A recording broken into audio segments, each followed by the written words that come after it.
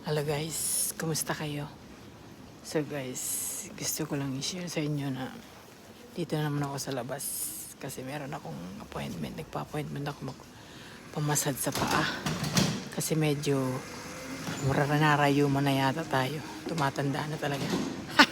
Pero hindi, kalabaw lang ang tumatanda, di ba guys? Anyway, yan o, walang gaanong tao nagdadaan sa lugar at saka kasi nga malamig, tingnan mo oh. Pero may araw siya. Lumabas yung araw. Ayan oh. Kaya lang malamig pa rin. So, ganun ang weather dito sa Germany.